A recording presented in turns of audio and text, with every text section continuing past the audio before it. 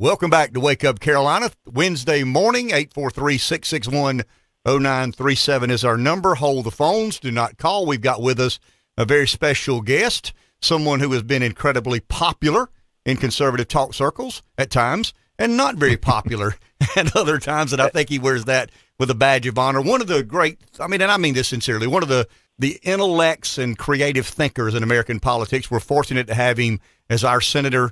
Senator Lindsey Graham is with us this morning. Senator, good morning. How are you? Thank you. What a great introduction. Being creative in Washington, the bar is pretty low. Being a tall or short person, I don't know. But here's where I'll give you the kudos for being creative. Donald Trump shows up, and a lot of Republicans still don't know what to do. You figure that out better than most. Thank you. Here's what I figured, Ken. The guy is president. He beat me like a drum. He's funny. I've got to know him. He really is a good golfer, and he's going to make history, and I'm trying to help the guy. So, he won. We got to understand he beat the Bush machine, the Clinton machine. People are ready for a change, and count me down. I'm all good.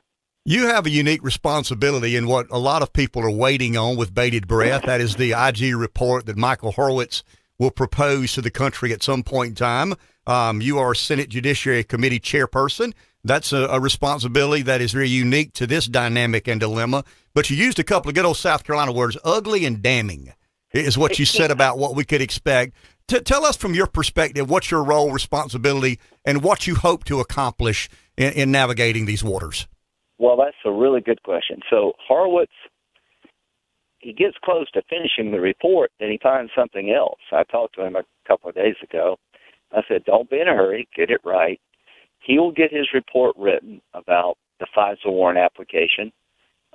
Did they defraud the FISA court? The dossier prepared by Christopher Steele, should they have known that he was biased and the dossier was unverified? He's looking at everything. Then he'll send it over to the Attorney General's office to make sure that they're not releasing classified information. Then it will come out to the public. He will come to the committee to testify, the chairman, and we'll make sure he gets all the time he needs to tell the country what happened. And here's my goal, Ken, is to take his report and make sure this never happens again. Do we need to change the FISA warrant application? Do we need rules that we don't have today to open up a counterintelligence investigation of a political campaign? Do we need to restructure the Department of Justice? These are the things that Congress will look at. Mr. Durham will be looking at, the U.S. Attorney in Connecticut. Did anybody violate the law? And Horowitz would be looking at how did the Department of Justice get off the rails.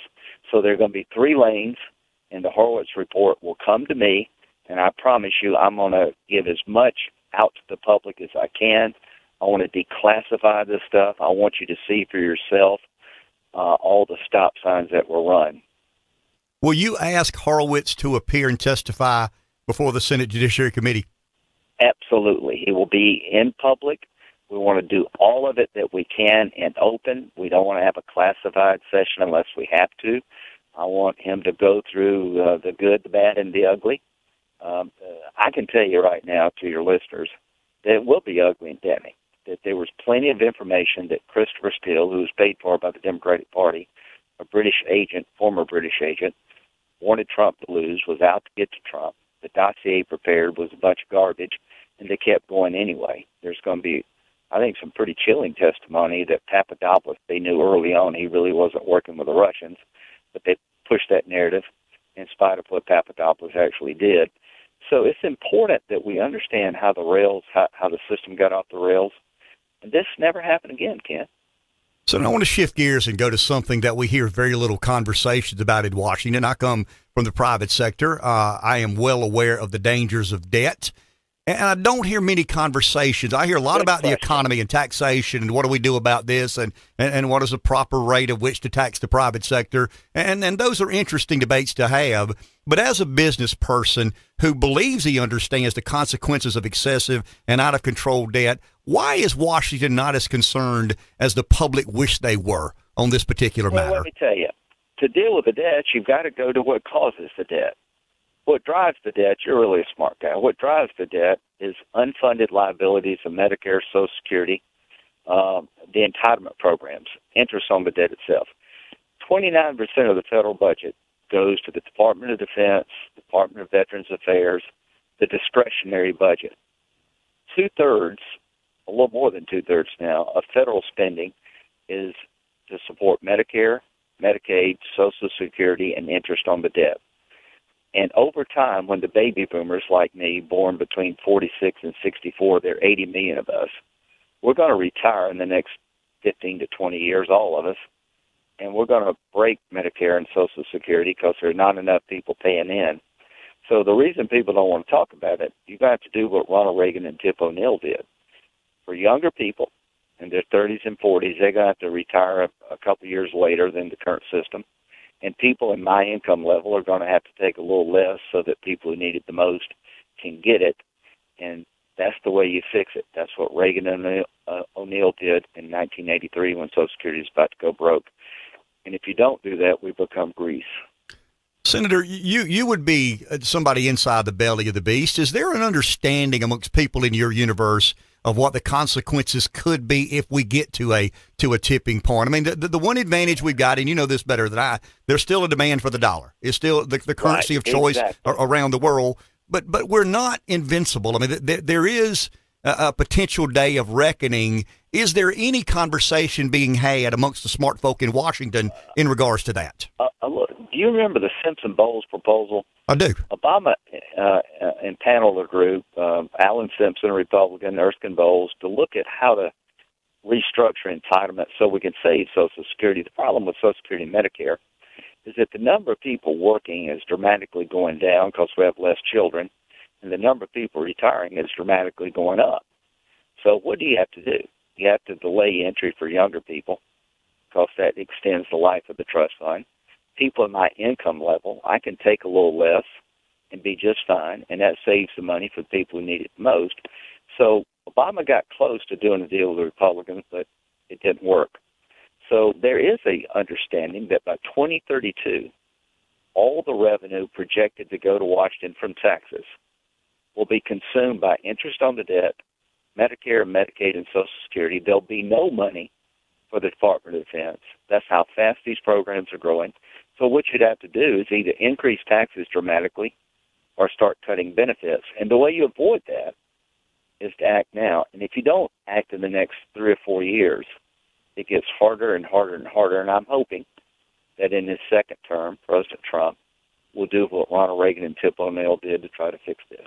Okay, last question. You're a Republican. I'm a Republican. Trump's a Republican. How do we make sure Donald Trump is reelected president of the United States? We've got a cast of characters on the other side who say things that scare the daylights out of me as a South Carolinian. Well, number one, we got to realize what happens if we lost. Medicare for all means Medicare for nobody.